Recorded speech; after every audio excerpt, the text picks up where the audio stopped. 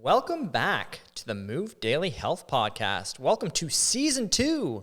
We have some new recording equipment. We're recording via video for the first time ever, so you get to see our faces and how much I gesticulate with my hands, which I think we mentioned, 6 or 7 times in Season 1.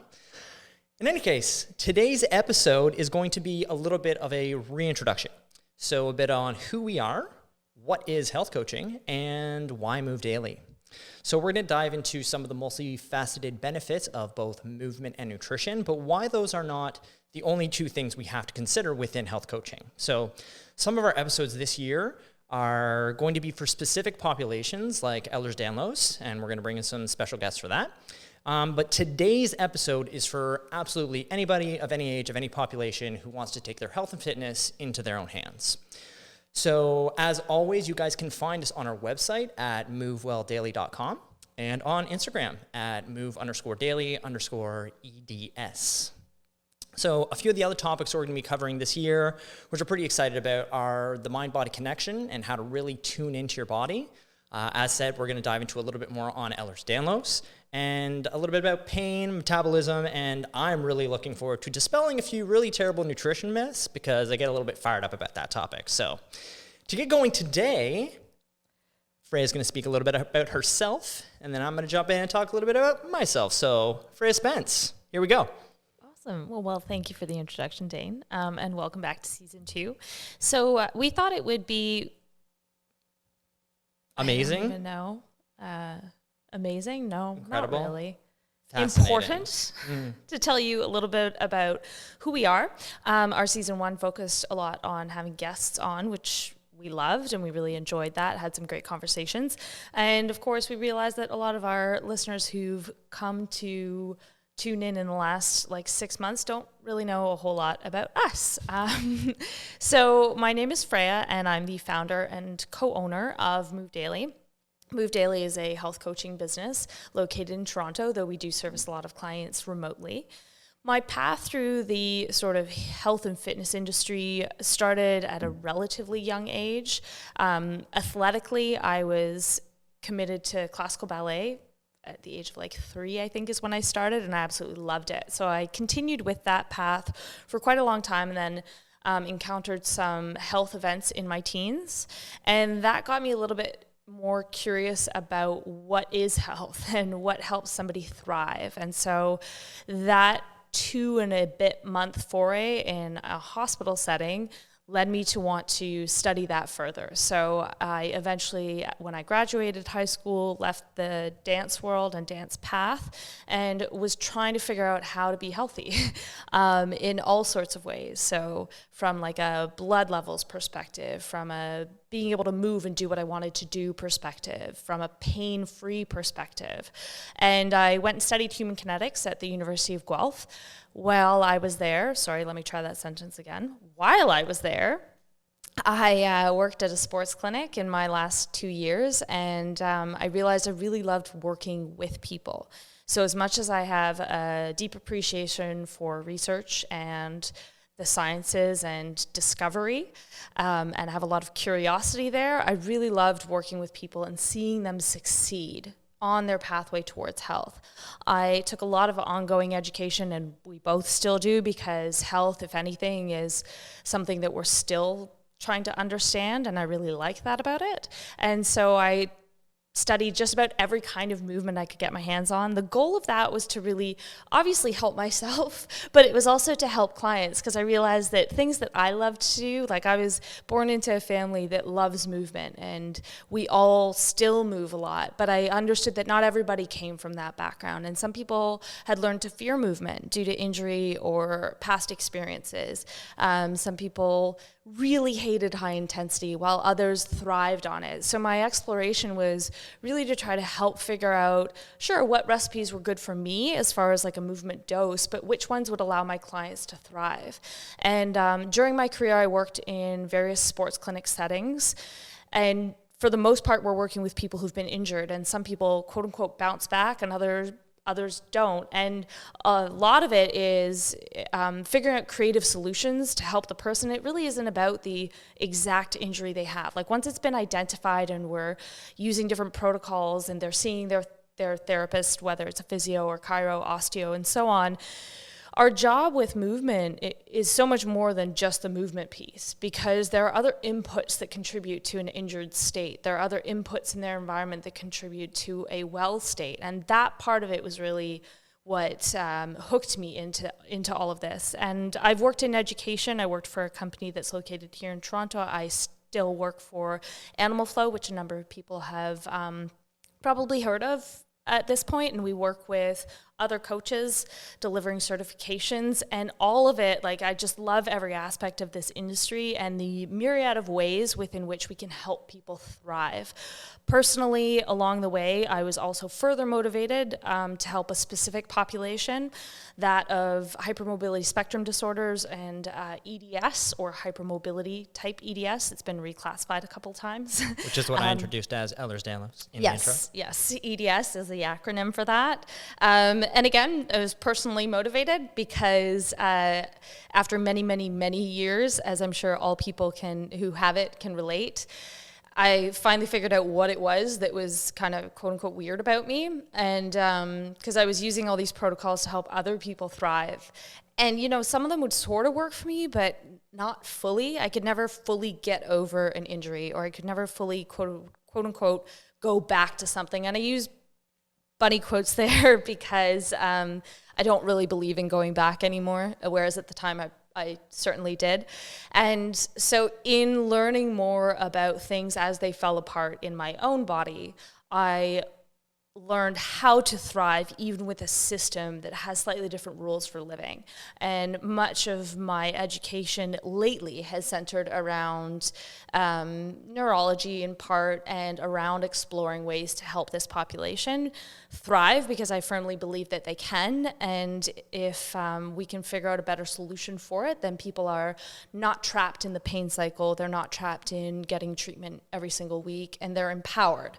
And one of our main things at Move Daily is working with people so that they are empowered to make decisions that will serve their health and their goals in their life, whether that's movement, whether that's stress, nutrition. It hinges on the pillars of health, and some of that is also in relation to community and stillness. And so we really try to take a whole picture approach here, and the reason behind that is just through years of experience and troubleshooting, and sometimes frustration with our own state of being and not being able to get answers.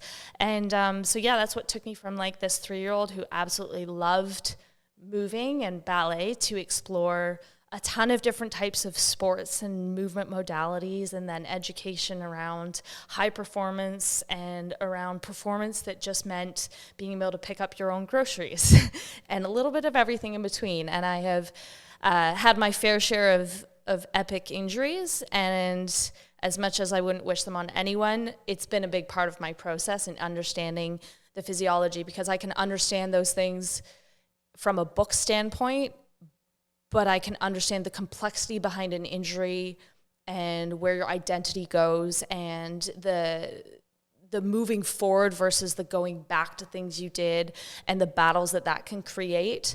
It's so much more complex than just knowing the anatomy of the joint. And so it's through all of those processes and the little ups and downs that Move Daily came to be exactly what it is. And it's more than just me, obviously. There's Dane here, and I'll let him introduce himself, and then we'll also chat about Roche. So Dane can give us insight into what brought him to where he is. Perfect. Well, thank you very much, Freya. My story is quite different from that of Freya. I'm a bit more of a bull in a china shop, I guess I would say. I grew up playing lots of sports, just regular boy from rural Ontario, I guess. Went to Queen's for physical and health education, so my initial piece of education is definitely in this industry. I wasn't completely hooked into it right out of undergrad. I kind of fell into a marketing and sales job that allowed me to travel and, continue living my little bit of a wild guy lifestyle. I liked to party a little bit back then, and it was nice because I found a company that shipped me over to Belgium, and so I got to travel around Europe for a couple of years, and it was a lot of fun. I was feeling a little empty, though. I needed to do something that I was passionate about. So when I finally moved back from Belgium when I was 27 or 28. That's when I got back into the fitness industry, got my CSCS, got my Precision Nutrition Level 1 certification, and really started doing a lot more reading and started working with some friends just with their health and nutrition. Now, all along that path, when I was 20, when I got to Queens, I started lifting weights. So I was about 130 pounds dripping wet when I got there and quickly fell in love with it. Just had some friends who really loved to lift and found some other friends who were doing strongman at the time, which was a very weird sport. And it's just that sport where you lift in rocks and cars and a bunch of weird things. And it wasn't really a sport for small guys, but my friends did it. So I got into that. And it wasn't until I got back from Belgium, where I'd already given up on strongman, that I realized that there were weight classes in strongman now, and that intrigued me. So I started paying attention to my nutrition, and with hopes of I would compete in strongman. And that is really where my life kind of changed. The direction my life really did go towards the whole health and fitness industry. At first, it wasn't really a health industry, it was all fitness. And I just started lifting more. I became just a regular average Joe and was actually quite competitive. So I competed at 5 world championships. I was a 2-time Canadian strongman champion in the under 80 kilogram class. And I met Freya, when did I meet Freya? About 6 or 7 years ago now, when I was like really what I would consider kind of like peaking at my strength. And I felt like I was one of the top in the world at the time, but I had a bit of a knee problem. And we'll get into that in a bit, but I tore the patella tendon in my knee, and that's when I realized it wasn't just all about crushing as many weights as possible. And I really started tuning into my body. I got my knee fixed up, changed my entire mentality around health and fitness, and quit my day job and went full-time into nutrition coaching and started reading a lot more books, taking ongoing education. And that's Frey and I decided to start up Move Well Daily, and I guess the rest is history. I said Move Well Daily because that's the website, but it's Move Daily is the actual name of the company.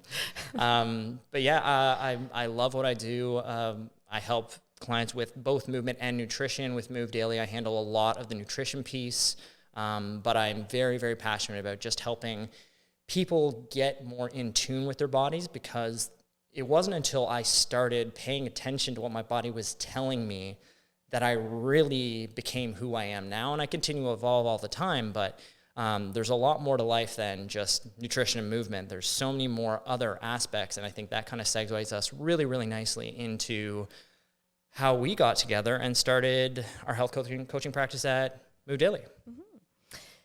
Mm-hmm. Well, we actually started working together before Move Daily was in existence. I was going to say, yeah, so we both trained at Fortis Fitness here in Toronto. So we knew each other kind of in passing as trainers at the gym. And Freya heard through the grapevine, I think, that I was a nutrition coach. And so she actually hired me to help her, I think, make weight for SFG, was that? Yeah, I've competed in a lot of sports, none of which have required weight classes. Mm-hmm. It's a bit, that's just not the kind of sport that I've ever been drawn to. So this was a certification that actually required that you use a certain weight if you are under a certain poundage, and then use another weight if you're over. And if you were over by 1 pound, the weight was significantly heavier, but the class was a 40-pound stretch. It was silly. Very big. It was a little bit silly. But anyway, the point is I was also in the process. I'd already worked with a few different nutrition people, and I was in the process of trying to find someone I could refer clients to, because I no longer wanted to take care of the nutrition piece for people. I just wanted to focus on movement. Especially because within a session, you can 100% touch on nutrition and touch on habits, and we do that a fair bit. There's crossover, but I, wanted to spend the session really diving into movement. And so I was in the process of looking for someone that I jived with, and I found that some people were really knowledgeable, but they couldn't follow up well, or they didn't know how to flex their approach for a different type of client, and we really believe strongly that things need to be tailored. So if one person decides they really need to eat in a macro counting way, that's fine, but it shouldn't be the coach saying that everyone needs to eat this way. I'm not knocking that process. That's one system that works for a lot of people. It's just I think we need multiple tools as coaches. So yeah, anyway, I hired Dane because he was in a weight class sport, and I'd heard that he was doing more nutrition coaching. He still wasn't doing it full time. And we met and worked together over the course of that. I made the weight, which is just a small drop, thank goodness, because water loading and stuff is just so unpleasant.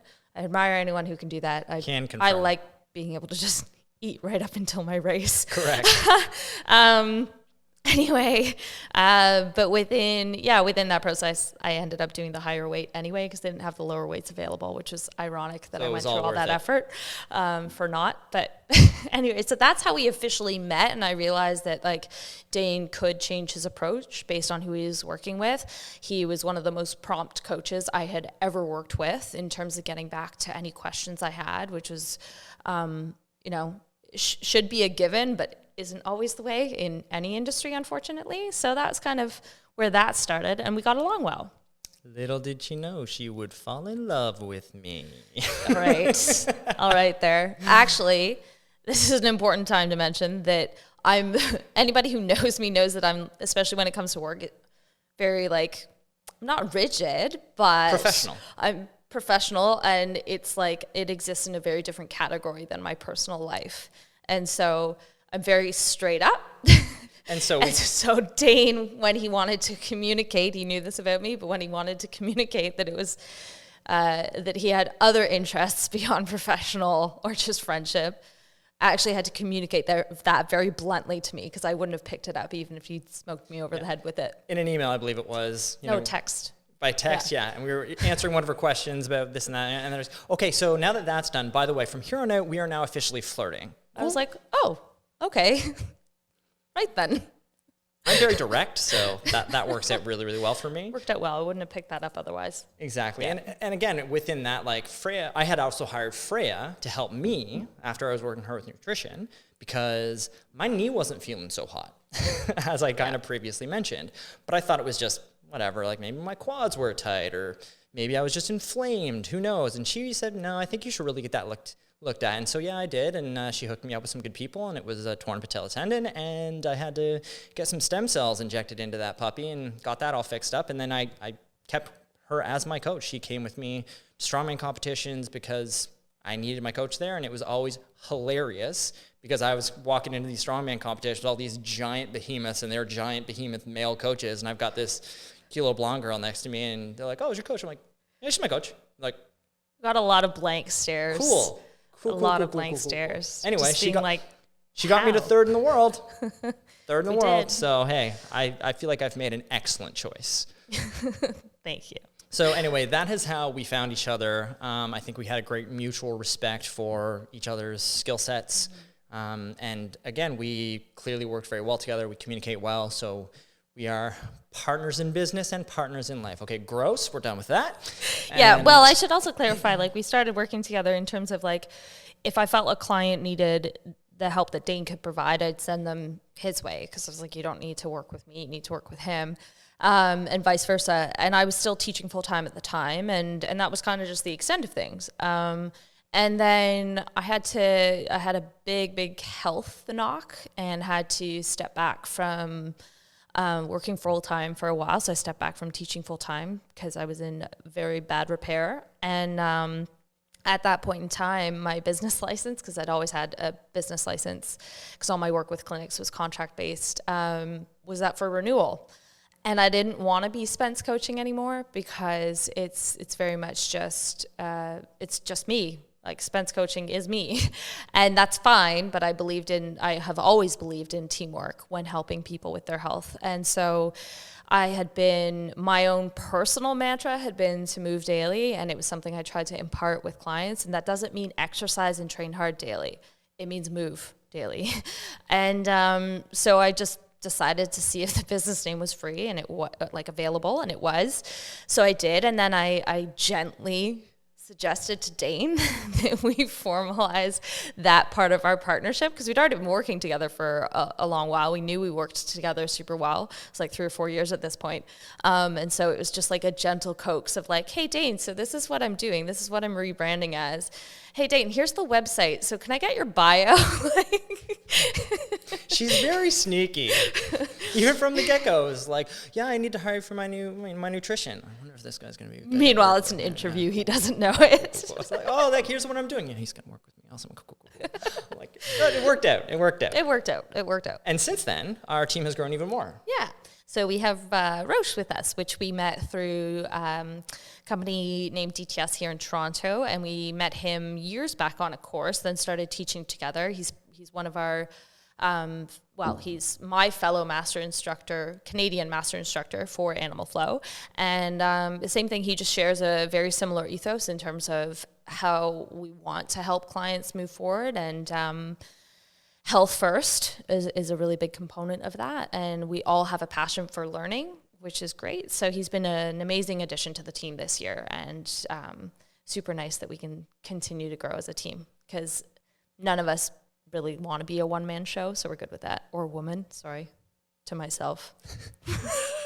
Correct. But yeah, Roche is a sponge. He's got a hell of a growth mindset, and he's a great communicator, and he's willing to try anything, willing to learn anything, and he's a great member of the team. So these are the kind of people we love to work with, and the kinds of clients we like to work with, the kind of people we like to surround ourselves with. If you have an open mind and you're willing to listen, it goes a really long way. So one of the main things that we get asked is, what is health coaching? And, it's a term that's come out a little bit more lately. First time I heard it was actually my uncle. I was visiting my uncle when I was 20, and trying to figure out what to do with my life. I was still in university and was considering sports medicine, but had started working at the clinic and really enjoyed that. So I was trying to figure it out, and had helped him with a couple of things and helped my aunt with a couple of things while I was just there visiting. And he said, well, why don't you be a lifestyle coach? And I kind of was like, that doesn't, lifestyle guru. I'm like, I don't really want to. No, it didn't sit well. But then he said health coach, and that sounded interesting. But again, I went through the path of being a personal trainer, and then being more on the movement therapist side of things. And then health coach really encompasses what we do. And I know a lot of other people are using that term, because the key differentiator is that, first of all, we put health first. And I'm not trying to be tongue-in-cheek here. It's just that there's health and fitness.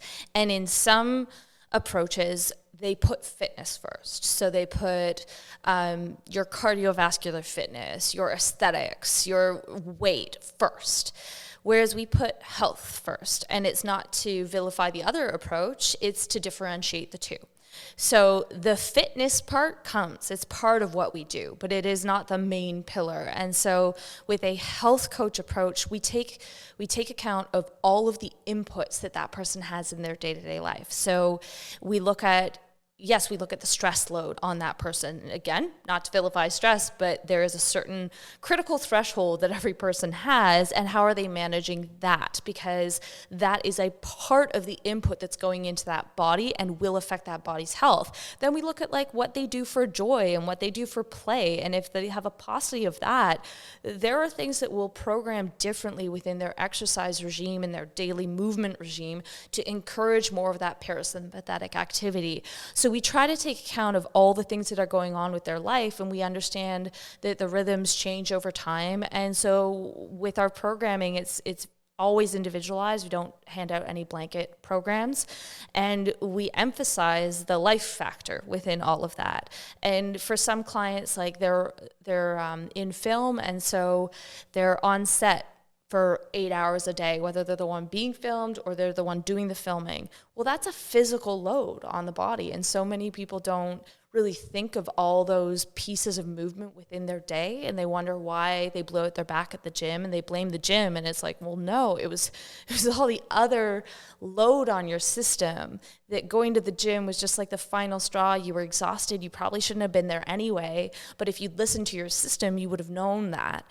And we're fed all these messages about needing to exercise. And trust me, I love movement. So I'm definitely one of those people that has overtrained in the past in a big way.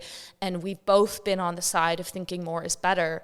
But really we thought we were helping our health when we did that. It was all from a good place, but really we were just training fitness, because we weren't taking into account that in our in our careers, we've also been highly physical. So it's like, I didn't count my whole, 12-hour teaching day with demos and things like that as physical. I was like, that's not exercise. Like, it's just like, that's category job.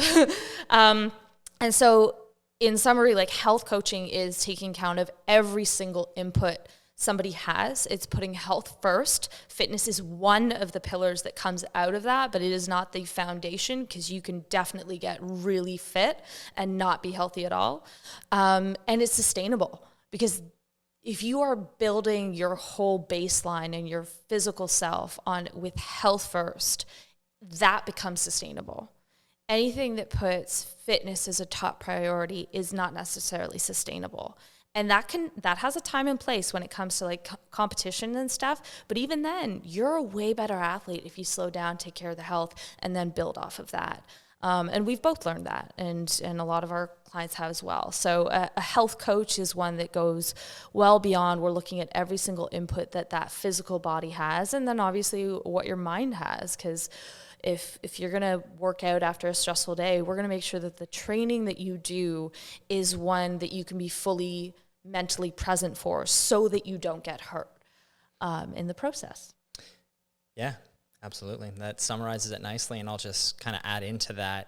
When I went out on my own, as I kind of mentioned earlier, quit my day job, I went into nutrition coaching, and I loved it. It was great. I interact with people. I had a system, you track your food. I had certain categories that I always looked at, and feedback to give people. And it would work. Like nutrition, if you focus just on nutrition, for a lot of people, you can get results. But for a lot of people, I couldn't. And, that plays games. It's like, am I not a good coach? Is it the client who's not telling me? Like it creates this sort of dissonance. And I was living with this dissonance. And again, I was continuing my education. I was trying to be objective. I was bouncing things off Freya. I was trying new things. But at the end of the day, if you're only looking at one input to the body, you can only do so much.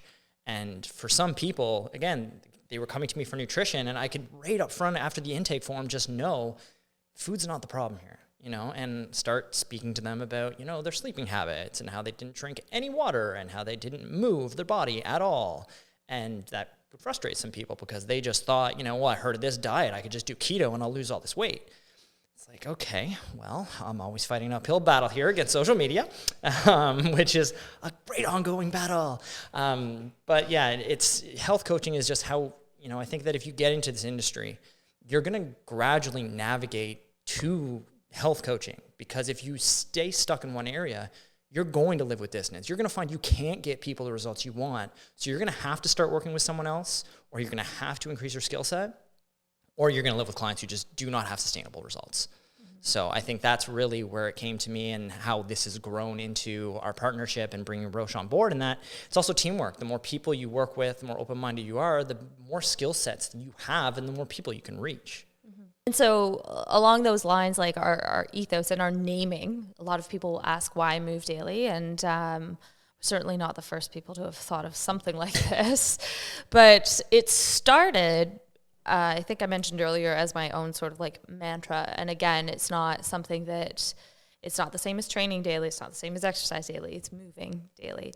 And when I was at the sports clinic here in Toronto, the larger one up north, it was interesting to me because I saw all ages, all levels of competition or not competition, just like life performance.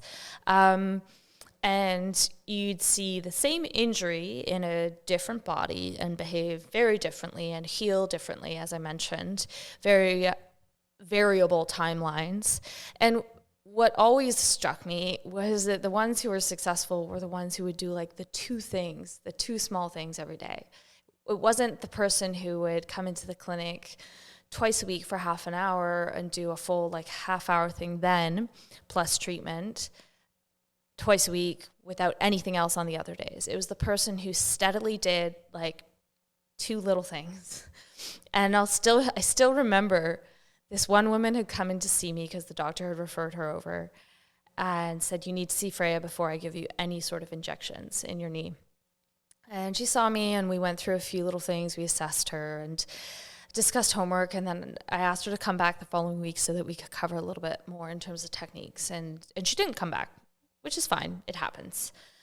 She came back 4 or 5 months later and said her knee is so bad, and she went to the doctor again, and the doctor again said, "Did you see Freya?" And she said yes. He's like, "Okay, but did you actually like keep seeing Freya or follow anything that she asked you to do?" And she said no. She was honest about it. And so the doctor's like, "Great, you need to go see her again," which I'm sure is not what the patient wanted to hear initially. And so he said that I couldn't get an injection until I'd seen you at least a couple of times. So she told me where her knee hurt, and I assessed her again just to see, because it'd been months and people's movement changes, and gave her one thing to start with. We were still like at the beginning of the session, and immediately her knee pain was gone.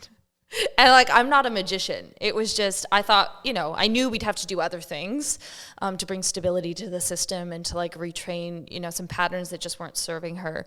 But it was remarkable because immediately, like she had just done the one thing and immediately had buy-in now, because it was that one thing past the assessment phase that she hadn't done the first time. So the people who were successful were the people who were willing to commit to some small change done consistently, because tissue adaptation takes time, and getting to an injured state took you time. Even when something happens like in an accident way, the reason behind the tissues that tore or broke, it was because that was where the weakest link was. And it's not a blame game. Like, I sheared half my spine a few years ago now and lost function in my left arm and compressed my brainstem. I am smart enough to know it was not fun. While I am very good at blaming myself for things, I was like, okay, that's not going to help anything. But I was able to look back and I realized, oh yeah, the red flags were all over for the preceding 5 years, and it just was getting worse and worse. And I eventually was in an environment that created a catalyst effect. And so this wasn't anyone's fault. It wasn't fun, but it also, with reflection and hindsight, you're just kind of like, right, those are the factors that brought me there. It took some time to get to that. Aside from the congenital issues, nothing really occurs that spontaneously in the body.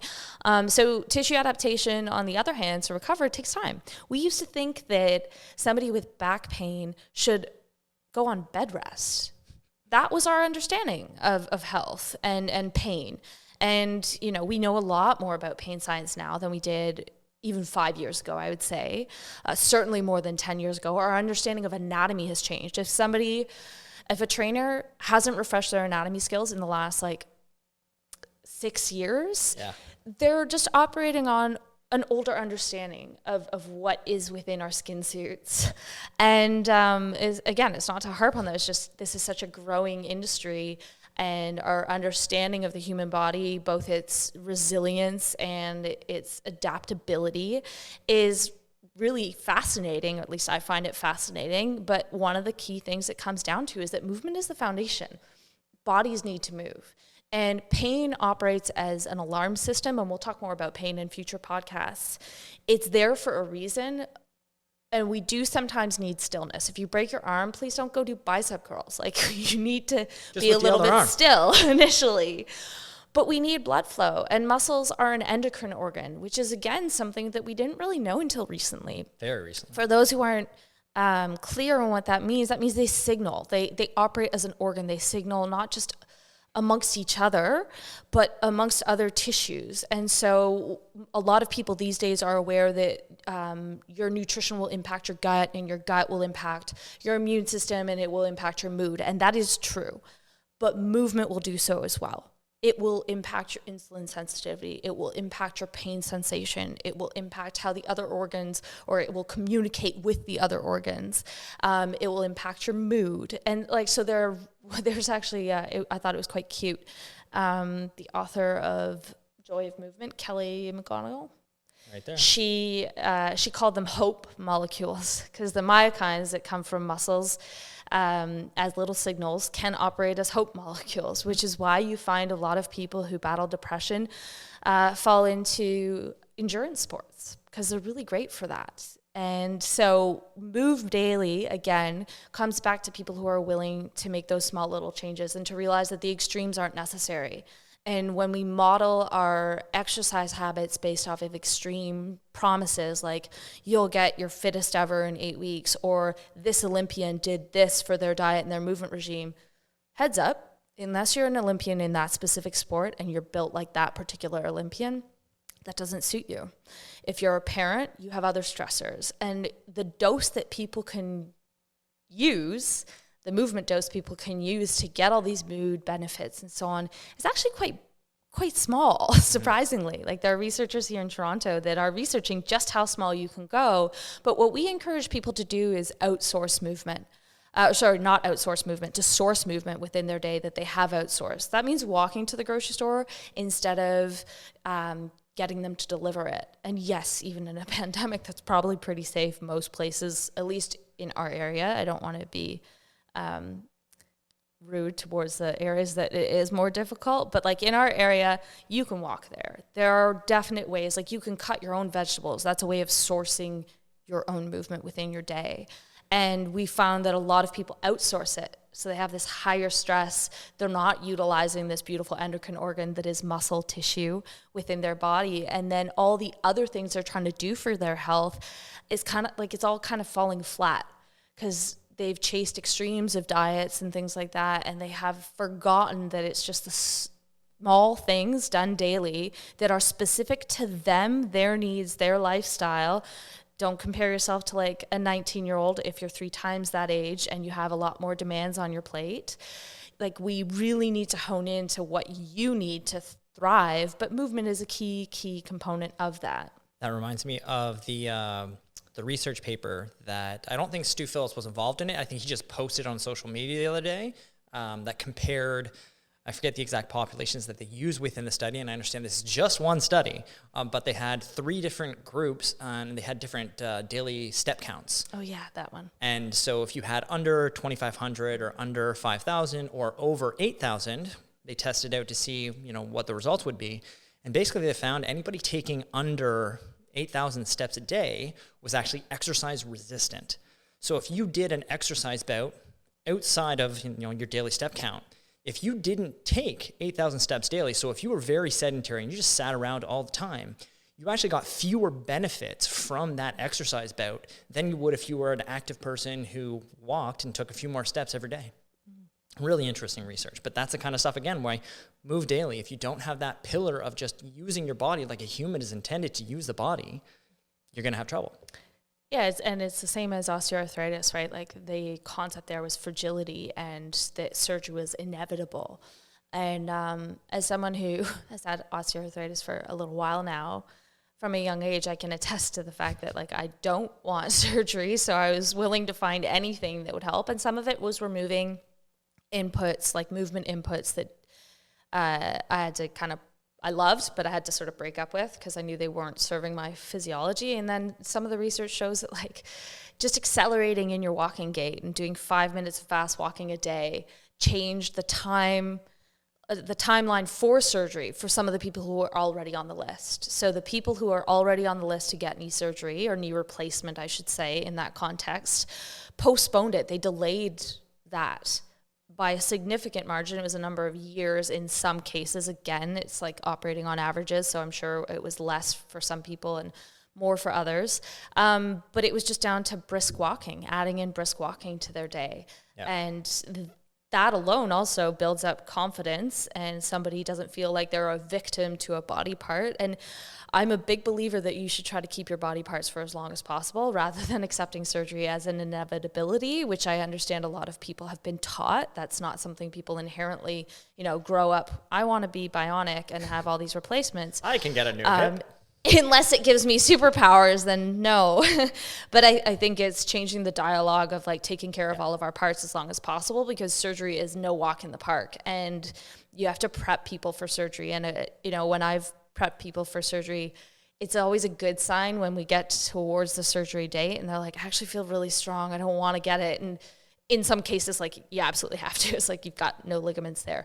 But it's good to feel that way, because going through surgery is an event and it's a massive physical event, especially depending on what it is. Joint replacement's a big deal, and I've had some cousins who've had to do that, and they're committed to the regrowth process, but it's not like just a little walk in the park where you get to go back to the body you had. That replacement has new rules, and you end up needing to learn the new rules of that joint going forward. Yeah, so it's very, very much similar to why health coaching. It's, why daily movement is health sustainability. Mm-hmm. If you do not have that piece, it's going to be very hard to sustain any gains you make with your health. And I think that brings me into the nutrition side of things. And again, nutrition and movement are just two pillars of health. There are many others. These are kind of the ones that we started with, and they're really our wheelhouse. And so on the nutrition side of things, my own personal bias is I saw the benefits that focusing on nutrition had for me personally when I went from just a guy who lifted weights to a world-class strongman athlete. The real catalyst for that was me paying attention to what was going into my body. And when I paid attention to what was going into my body, guess what else I did? I paid a little bit more attention to stretching. I paid a little bit more attention to going to sleep. I did all these other little things that I wasn't really focused on, but I did them more because I started paying attention to other inputs, not just going to the gym and lifting weights. So my personal bias really led me to nutrition coaching, and that's why I'm still really passionate about nutrition. And then again, if we want to dive into the research is really clear that nutrition does have a massive impact on other things. People who skip breakfast, people who eat less, they move less later in the days as well. So you go back to the health sustainability piece.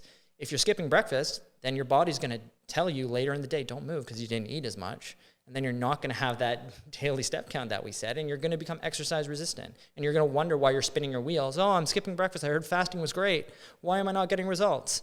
You have to backtrack and find that key piece. And, if you're nourishing yourself, you're going to have more energy. You can have better workouts, get those results. Another really key piece of research that I love is one simple habit that I give a lot of people is just to not eat at night. Don't eat after dinner. People who eat after dinner have much worse health outcomes than people who eat more early in the day and do not eat after night, whether that's obesity, whether that's ADHD, mental health issues, depression. Just released a blog about this actually, and it really hammered home like one of the key things for healthy populations is that they do not eat late at night.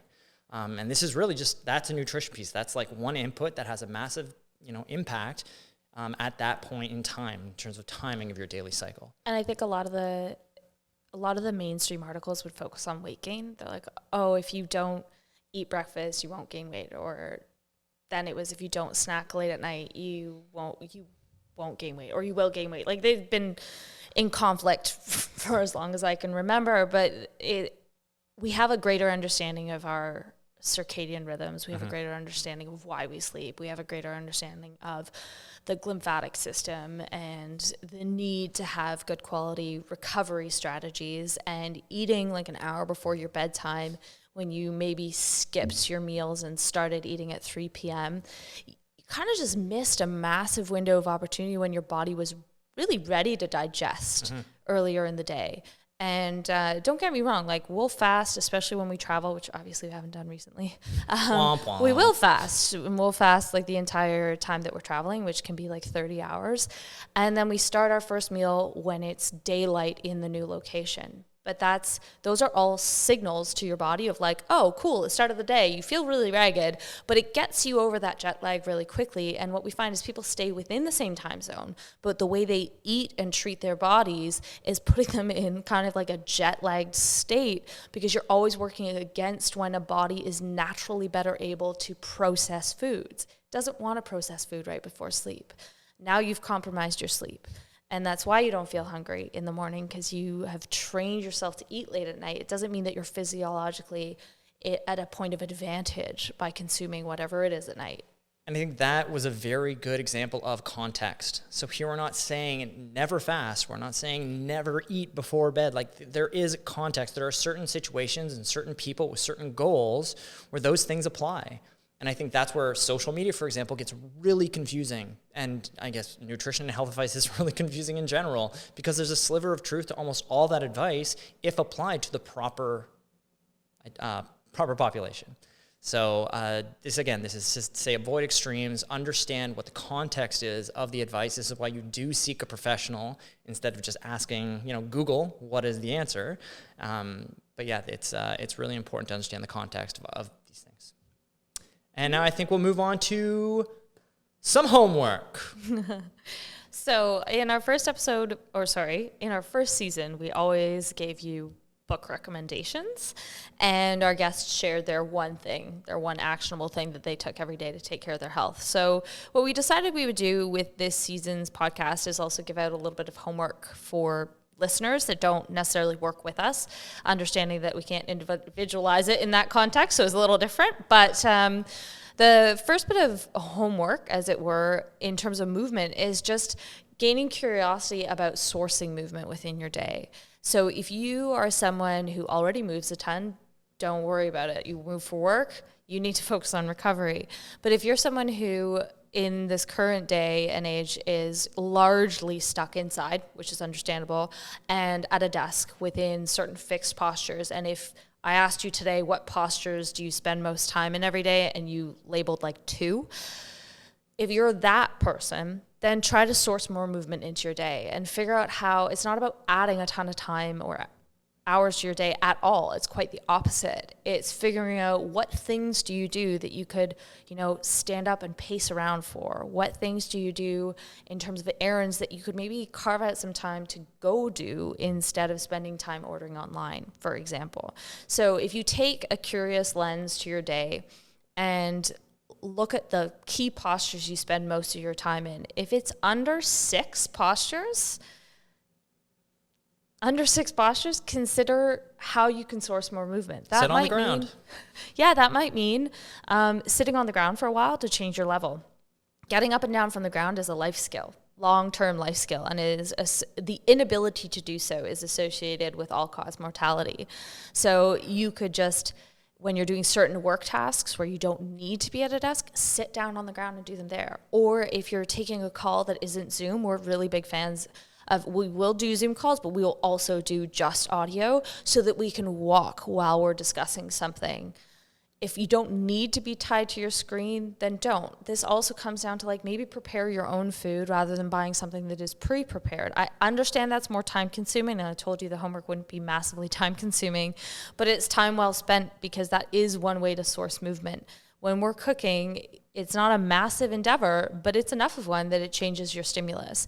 And the whole point here is that if you get towards the end of your day and you have only experienced a couple different postures within your body, and that occurs day in, day out throughout the week, don't be surprised if things start to hurt. And I don't mean to be negative here. It's just that is how it happens. It's an accumulation over time. That's all it is. So you can sit on the ground. You can stand up. You can still be working, and just changing your levels creates a massive difference to your energy and your focus, because you can regain a little bit of executive function just by taking a minute to stand up, stretch, go look outside, change the input to your eyes, and then come back to your task at hand.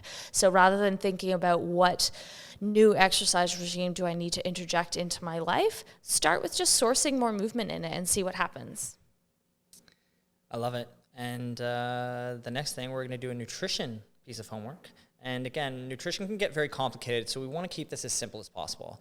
And I will remind you, if things are going great and you feel fantastic, don't worry about this homework, because we're not trying to reinvent the wheel. So if things are great, don't worry about it. If, though, you have, some pretty big swings in energy in your days, or some pretty big swings in your mood, for example, or some digestive issues that you can't quite figure out, then what we're going to recommend here is that you actually time your meals. So this is an interesting one where what we find is a lot of people just zip through their meals. They're eating on the go. They're just cramming some processed food down their face as quickly as possible just to get on to the next task. We all know that time, people feel, is it's the number one barrier to making a change.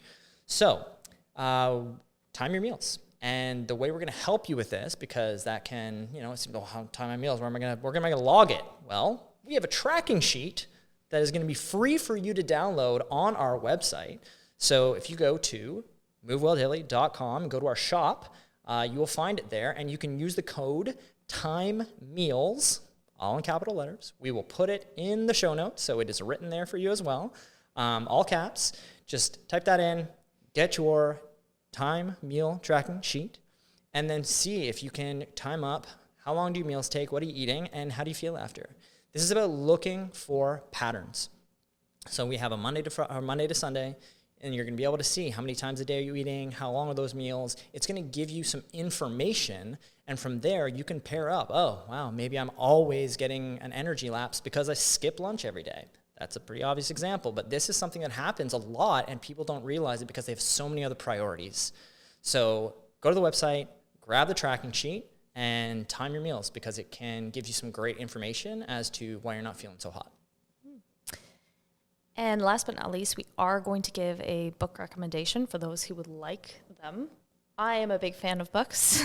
Fran's a big fan of books, guys. I almost have to start sneaking them into the house because I feel kind of bad that Dane's going to judge me when more keep coming in. So many boxes, guys.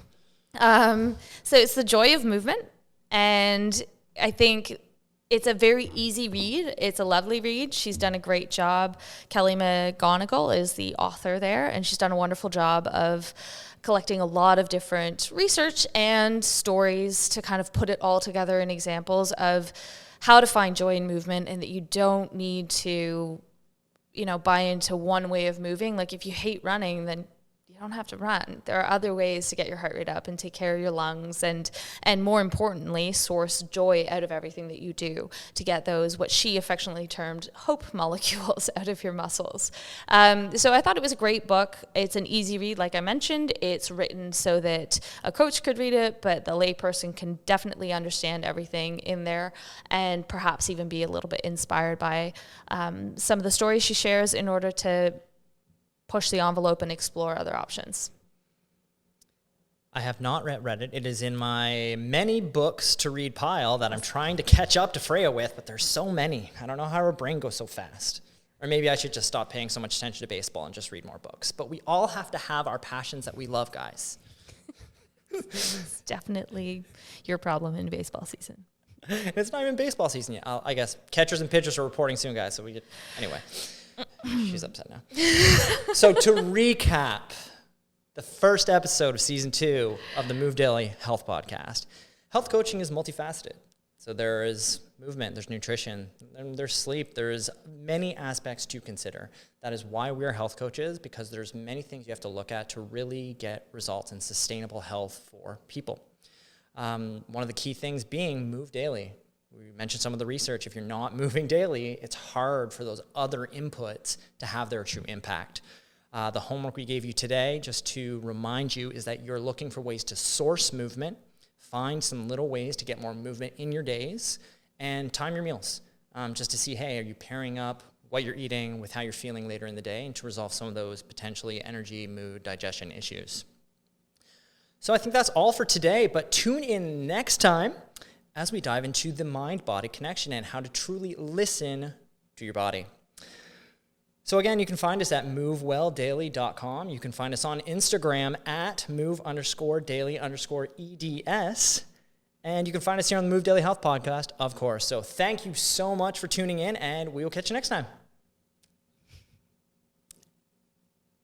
Boom. Cool. That work? Sweet.